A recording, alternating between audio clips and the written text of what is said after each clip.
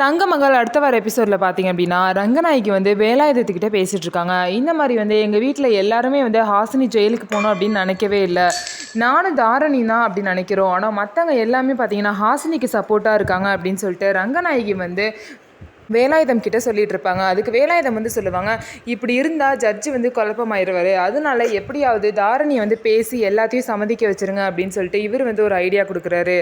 அதை தான் வந்து தாரணியை பண்ண சொல்லியிருக்கேன் அப்படின்னு சொல்லிட்டு ரங்கநாயகியும் வந்து வேலாயுதத்துக்கிட்ட சொல்லுவாங்க. அதுக்கப்புறம் இவங்க 2 பேரும் ஒரு முக்கியமான விஷயத்தை பற்றி டிஸ்கஸ் பண்ணிப்பாங்க. ஒழுங்கா இந்த கொலைப்பள்ளி ஹாசினி மேலே இருக்கட்டும் சொல்லி விட்டுருக்கணும், தேவையில்லாமல் இதை போலீஸ் கிட்ட கொண்டு போகணும் அப்படின்னு சொல்லிட்டு இப்போ நம்ம மாட்டிடுவோமான்னு எனக்கு பயமாக இருக்குது அப்படின்னு சொல்லிட்டு வேலாயுதம் சொல்லுவாங்க.